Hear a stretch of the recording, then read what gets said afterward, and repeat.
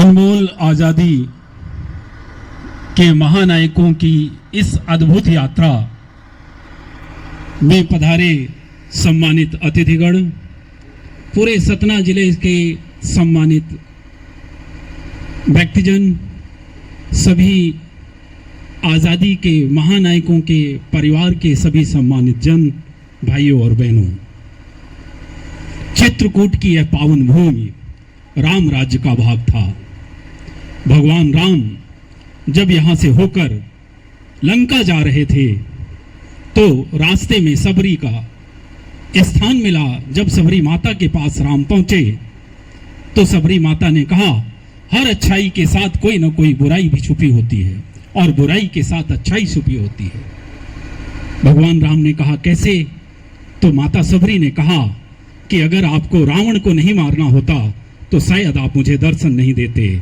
तो राम ने कहा, नहीं मां, ऐसा नहीं है। मैं तो इसलिए यहां आया हूं ताकि इतिहास ये देखे कि राम राज्य वो राज्य है जिसमें राजा जनता के अंतिम छोर पर बैठी भील जाति की सबरी के घर उसकी व्यथा जानने आता है।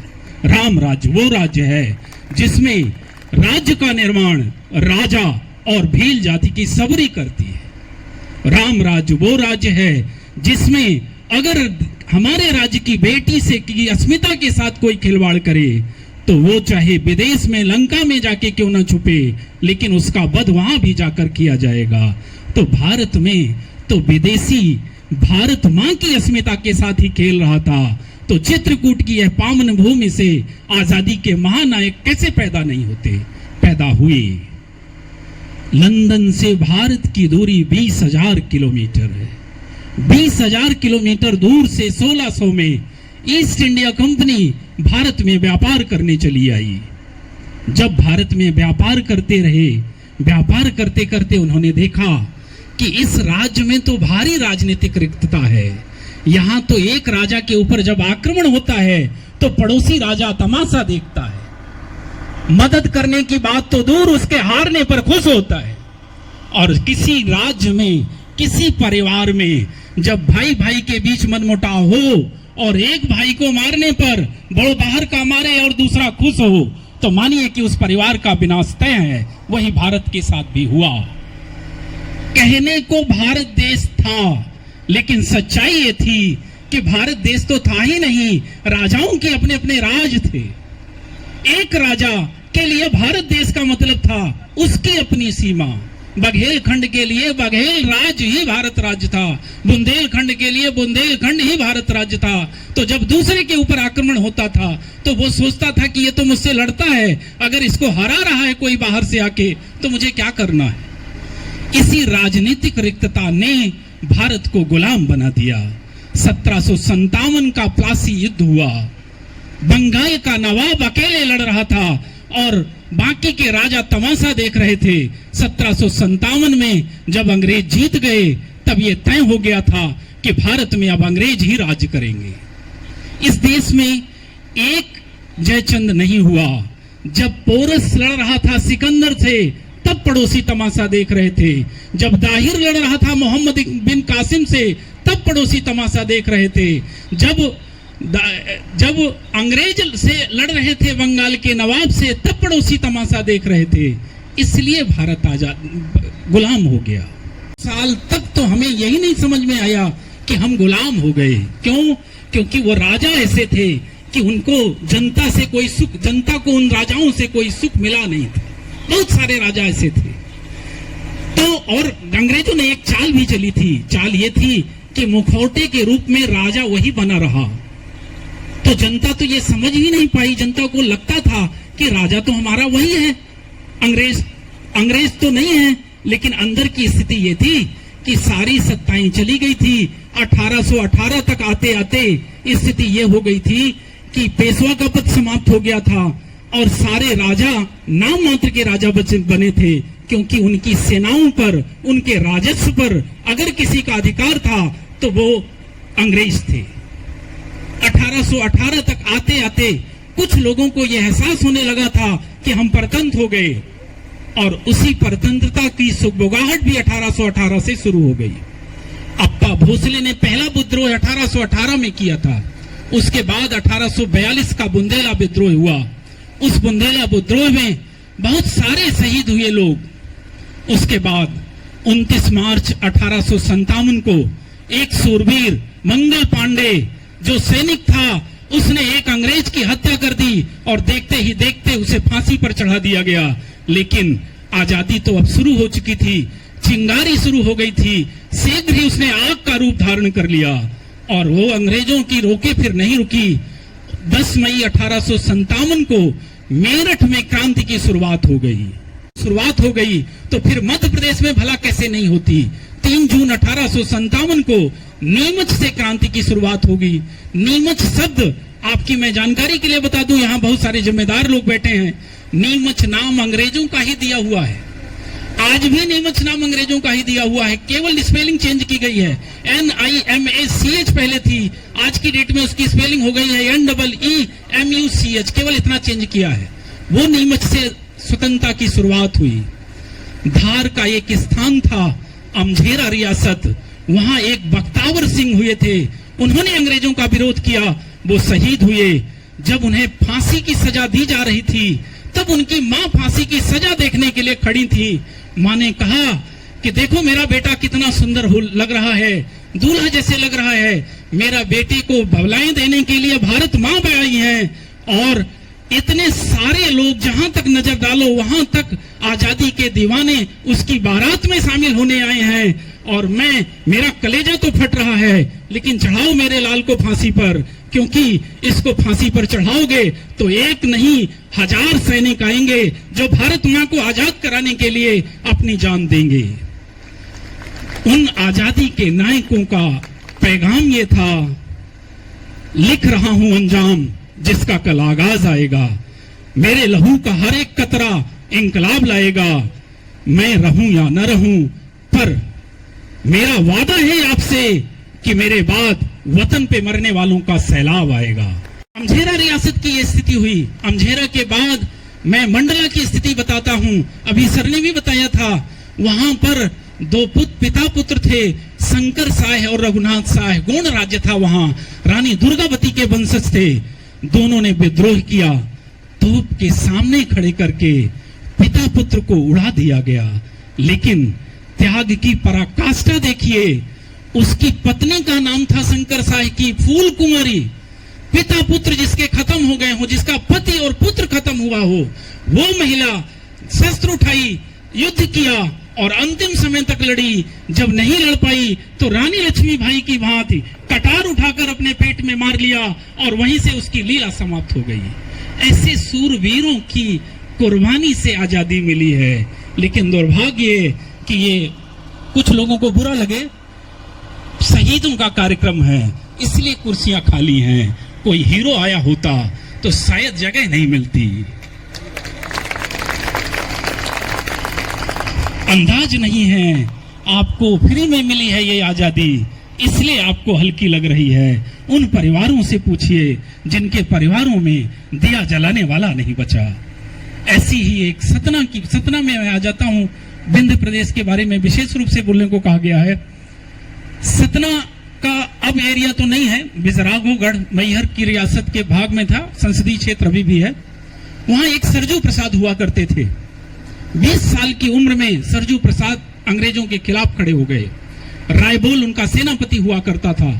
दोनों शहीद हो गए और रायबोल की पत्नी, जब रायबोल शहीद हो गए तो उनकी पत्नी का नाम था नैनी।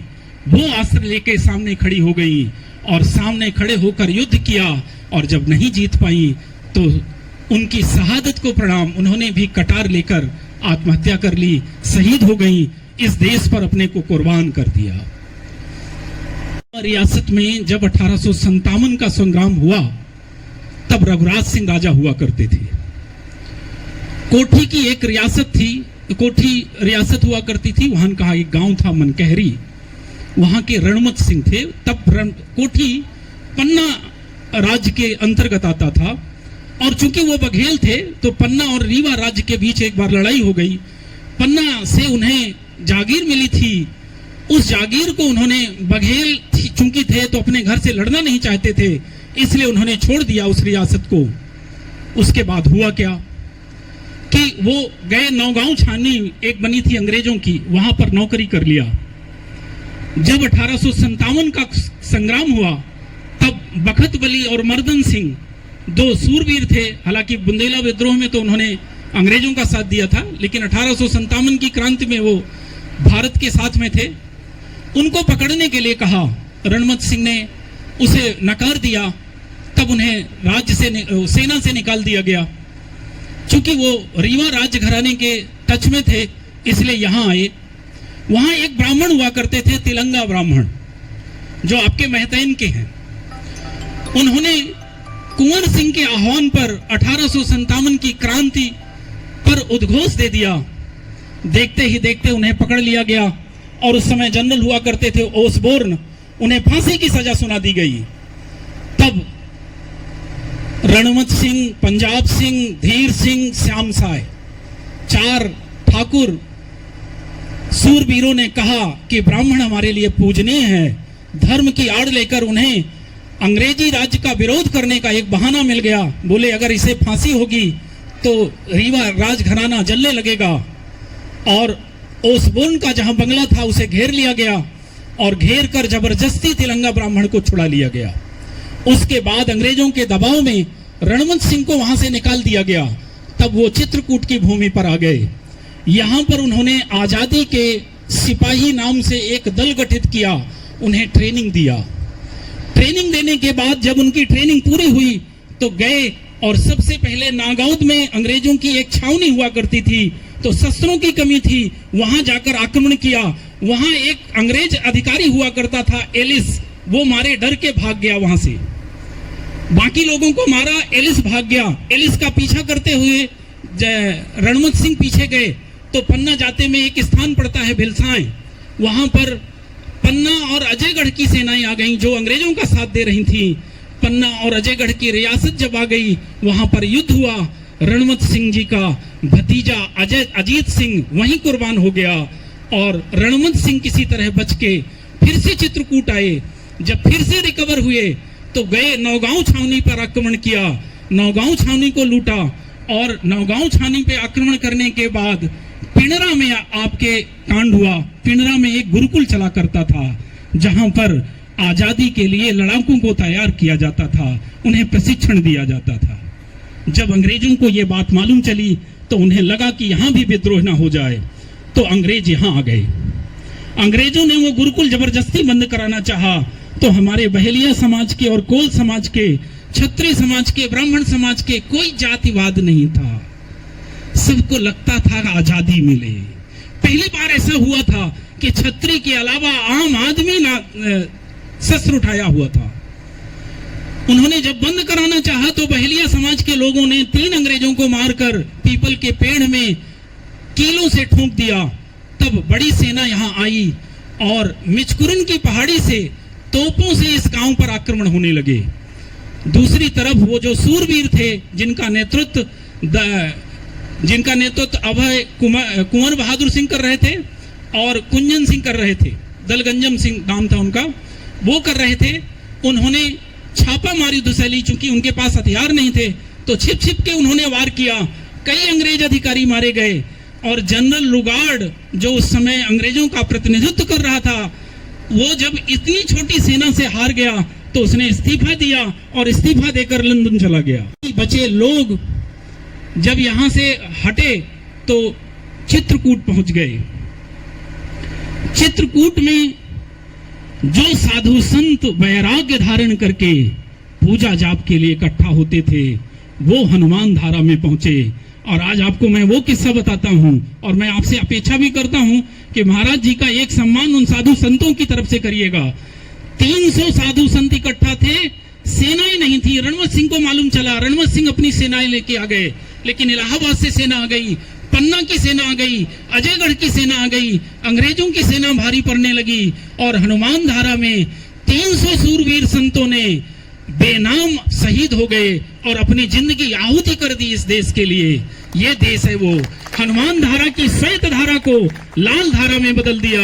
ये देश है भारत देश। वो साधु संत जो पूजा करके धर्म रक्षा के लिए आए थे, उन साधु संतों ने कहा जब ये राष्ट्र ही नहीं रहेगा तो धर्म कहाँ रहेगा। और इसलिए उन्होंने, और उनका चूंकि नाम नहीं होता है, तो मुझे तो ऐसा लगता है पिंडरा से भी बड़ा स्थल वो है जहां लोग शहीद हुए। पिंडरा में 135 लोग शहीद हुए। पूरन बहेलिया, सरजू बहेलिया, बहेलिया समाज के और लोग, भदवा कोल, कल्ला नाई, बहुत सारे लोग यहाँ शहीद हुए। अयोध्या प्रसाद, हनुमान प्रसाद, बहुत सारे लोग यहाँ शहीद हुए। 135, 300 के लोग वहां शहीद हुए। लेकिन वहां का इतिहास इसलिए नहीं लिखा गया क्योंकि साधु संतों का नाम इन जनरल हम जानते नहीं है, तो इसलिए उनकी पट्टिका नहीं बनी। बाकी 300 साधु संत वहां शहीद हुए थे।